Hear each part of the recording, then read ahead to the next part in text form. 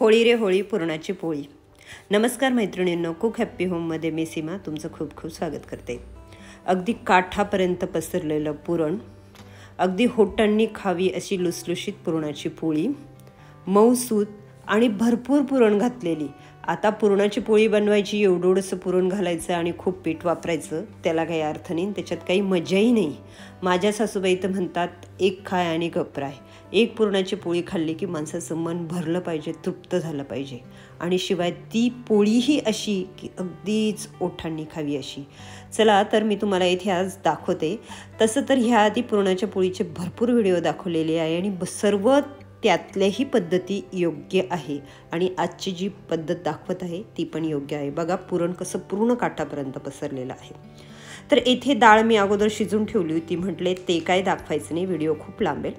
त्यामध्ये योग्य प्रमाणात गूळ घातला। इथे 3 वाट्या डाळ होती तर त्याला 2 ते 2.5 वाट्या मी गूळ घातला, आणि लगेच परत एकदा, म्हणजे शिजलेली डाळ आहे बरं काही, त्यातला कट काढून घेतलेला आहे, नितरून घेतलेली आहे, आणि एका कढईमध्ये गूळ आणि डाळ शिजलेली म्हणजे हरभरा डाळ मिक्स केलेली आहे। तसं तर मी ह्या आधी काय करत होते माहिती का, दोन्ही मिक्स करायचे, पुरण वाटून घ्यायचे आणि नंतर शिजवायचे, पण त्याची टेस्ट इतकी छान नाही लागत, इतकी ह्या पद्धतीची टेस्ट छान लागते। खरं तुम्हाला मनापासून सांगते, माझा स्वतःचा अनुभव आहे। म्हणजे मी ह्या अगोदर पुरण वाटून गूळ घालून वाटून घ्यायचे आणि नंतर परत ते पुरण गरम करायचे आणि म्हणजे आटवायचे त्यातलं पाणी, पण आता असं नाही। आता मी डाळ आणि गूळ एकत्र करून, जशी म्हणजे पारंपरिकच पद्धत आहे ती, तर त्या पद्धतीने करते, तर मला ती योग्य वाटते। आता पीठ मळण्याची पद्धत, एका परातीमध्ये थोडंसं पाणी, थोडीशी हळद चिमूटभर, थोडंसं मीठ आणि तेल किंवा तूप टाकून आपल्याला साधं गव्हाचं पीठ, अगदी हे बघा चाळणीने मी व्यवस्थित चाळून घेत आहे तशा पद्धतीने बरं का। इथे मी अजिबात कपड्याने पीठ गाळलेलं नाही बरं का, सोपी पद्धत सांगते, अगदी सोजीची चाळणीही घेतलेली नाही, आणि अशा पद्धतीने साध्या पद्धतीने पीठ मळून घेतलं। एक साधा कॉटनचा कपडा घेतला, त्यामध्ये ते पीठ बांधून घेतलं आणि मस्तपैकी काय जोपर्यंत बाकीचं काम आवरते तोपर्यंत मस्त पाण्यात ते पीठ भिजत घातलं, मस्तपैकी उन्हाळ्याची त्याला थंडाई दिली अशा पद्धतीने। हे बघा, तर काही नाही, एकदम सोपी पद्धत आहे आणि मस्त आहे, आणि मला ही पण पद्धत छान वाटली। ह्या आधी मी जी पद्धत दाखवली ती पण छान आहे, नक्की तिथे जाऊन आपल्या चॅनलवर जाऊन तो व्हिडिओ बघा, तोही छान आहे, आणि त्या पोळ्याही खूप छान झालेल्या आहे। तर हे बघा, जवळजवळ अर्धाच तास झाला, जास्तही नाही, लगेच मी पाण्यातून काढणार आहे ते, आणि पुरण असं मी चाळणीने, जी पुरणाची चाळणी आहे ना त्याने व्यवस्थित ते गाळून घेत आहे। तर छान असं निवर पुरण झालेलं आहे, असं नाही की याला पाणी सुटलेले आहे, तसंही नाही। आणि इथून मागे म्हणजे मला असं वाटतं की 10 वर्षापूर्वी आमच्याकडे अशी पद्धत होती की कपड्याने पुरण गाळून घ्यायचं, त्यातलं पाणी काढून टाकायचं, ती टेस्ट तर अजिबात चांगली लागत नसायची। तर ह्याच पद्धतीने बनवा, मस्त अशी सोपी पद्धत। ह्यामध्ये आठवणीने जायफळ पावडर घाला बरं का, तेव्हा ती पुरणाची पोळी छान लागते। झालं, आता आपलं पुरणही गाळायचं झालेलं आहे। आता पीठ आपण मोकळं करून घेऊ, हे बघा अशा पद्धतीने, आणि परत एकदा परातीत, भांड्यात, ताटात, कुठं कशात तरी घालून मस्त असं मळून घेऊ, कस करून असं मळून घेऊ का ते कितीही ताणलं तरी तुटणार नाही। आता तुम्ही जशी जशी प्रोसेस बघाल तसं तुम्हाला ते दिसेलच। हे बघा अशा पद्धतीने, बघा त्यातली हळदही अजून काही दिसत आहे, आणि आता परातीत घेऊन थोडंसं तेल लावून मस्त कस करून मळून घेत आहे।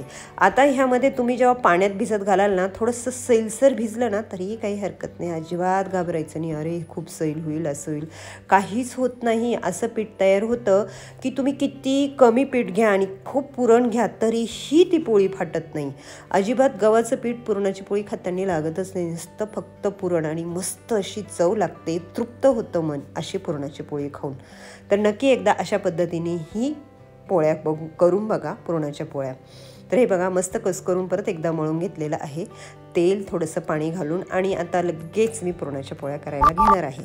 तर एक लक्षात ठेवा फक्त मैत्रिणींनो, की जी डाळीचं मी तुम्हाला सांगितलं ना, डाळ गूळ घालून ह्या आधी मी अगोदर पुरण गाळून घेत होते आणि नंतर शिजवत होते म्हणजे त्यातलं पाणी आटवत होते, पण तसं नाही। आता डाळ आणि गूळ घालून पहिल्यांदा पाणी आटून घेते आणि नंतरून पुरण यंत्रातून किंवा मिक्सरमधून किंवा चाळणीतून गाळून घेते।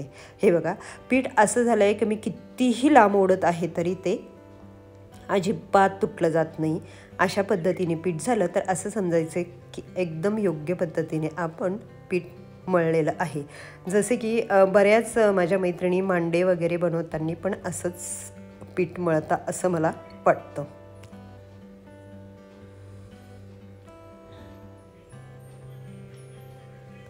चला तर आता आपण लगेच पोळ्या करायला घेऊ. छोटासा गोळा घेतलेला आहे मी. तो परत एकदा थोडंसं तेल तूप किंवा थोडंसं पीठ लावून मळून घ्या, म्हणजे गोल आकार करून घ्या आणि पुरणाचेही छोटे छोटे गोळे करून ठेवा बरं का. हे बघा अशा पद्धतीने. आता तुम्ही बघू शकता की पिठाचा गोळा केवढा आहे आणि पुरणाचा केवढा आहे. तर जास्त पुरण घातलेली पोळीच खरं मनाला समाधान देते. तर तुम्ही अशा पद्धतीने नक्की बनवा. तर एक तर मस्त अशी वाटी बनवून घ्या.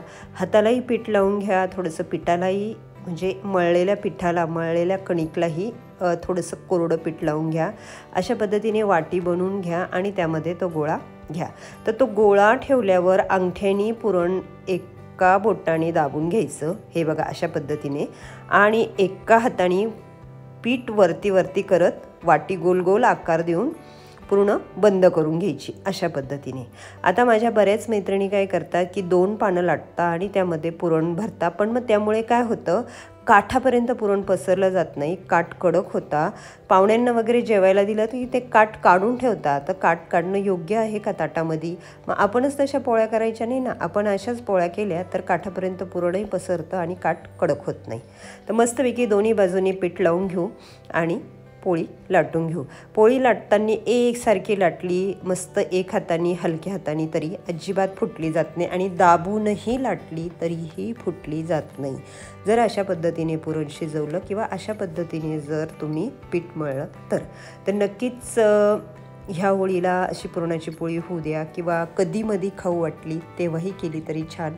माझ्या मुलाला तर आठवड्यातून एकदा करून दिली ना तरीही तो खाईल. महिन्यातून 4 वेळा केली तरीही तो खाईल. इतकी त्याला पुरणाची पोळी आवडते. का आवडते?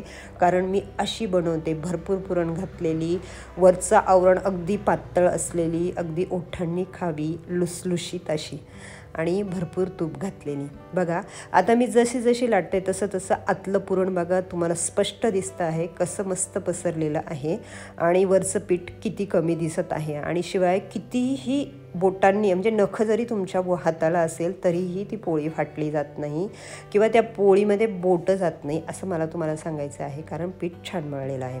झाली आहे आता आपली पोळी लाटायची. मस्त असे काठ थोडे पातळ करून घेत आहे आणि आता ती तव्यावर टाकून मस्त दोन्ही बाजूने तूप लावून भाजून घेऊ. तर नक्की मैत्रिणींनो तुम्हाला उपयोगात येईल असाच व्हिडिओ आहे असं मला वाटतं. किंवा जर तुम्हाला ही पद्धत आवडत नाही, तुमच्याकडं कोणती पद्धत करता तर मला नक्की सांगा हं. कारण मला तर ही पद्धत सोपी आणि छान वाटते. बघा अगदी हाताने उलटत आहे. उथे आम्ही उचटणं अजिबात वापरलं नाही तरीही पोळी फाटलेली नाही, पुरण बाहेर आलेलं नाही. आणि थोडंफार पुरण बाहेर आलं तरी काही हरकत नाही. बघा मस्त अशी फुगणार आहे आणि तूप टाकल्यावर तर छान. आता बऱ्याच अशा माझ्या मैत्रिणी म्हणतात की कमी पुरण घातलेली असल्यावर पोळी फुगते. तर मला ते पण खरं वाटतं की कमी असली, पण मी आता जास्त घातली पण जास्त फुगलेली नाही कारण त्यात पुरण काठोकाठ भरलेलं आहे. हे बघा अशा पद्धतीने आता दोन्ही बाजूने मस्त तूप लावून भाजून घेते आणि अशाच पद्धतीने सर्व पोळ्या बनवून घेते. तर ह्या होळीला तुम्ही नक्की अशा पद्धतीने पोळ्या बनवून बघा. पुरणाच्या पोळ्या बनवणं इतकंही काही अवघड नसतं, अगदी सोपंच असतं. आणि मी या प्रत्येक व्हिडिओमध्ये सोप्या पद्धतीने दाखवलेलं आहे. ज्या नवशिक्या आहेत त्याही सहज शिकतील अशी मला गॅरंटी आहे. बघा आता त्याच पद्धतीने मी तुम्हाला दुसरीही पुरणाची पोळी लाटून दाखवते. बघा पुरणाचा गोळा केवढा आणि पिठाचा गोळा केवढा. तर मैत्रिणींनो असे छान व्हिडिओ असतात, सोपे असतात, पटकन होणारे असतात आणि घरातील साहित्यात असतात. तुम्ही बघता का? तुम्ही जर यूट्यूब चॅनल सबस्क्राईब केलं नसेल तर रिक्वेस्ट करते की सबस्क्राईब करा. असेच काही छोटे काही मोठे व्हिडिओ असतात, त्याचा आस्वाद घ्या. आणि दुसरं म्हणजे आठवणीने बेल आयकॉनवर क्लिक करा, जेणेकरून रोज व्हिडिओ टाकते. रोज टाकतात, नवीन दिवस नवीन रेसिपी, तर ते सर्व बघत जा. अगदी शॉर्टमध्ये म्हणजे इंस्टाग्राम फेसबुक पेजवर पण 1-1 मिनटाचीच असतात, अगदी सोपे असतात. तेही बघत जा आणि तेही चॅनल फॉलो आणि लाईक करा. तेव्हा चांगले चांगले खा, मस्त राहा, माझे व्हिडिओ बघत राहा. मी पुन्हा येईल नवीन आणि अशा छान छान रेसिपी घेऊन. बाय.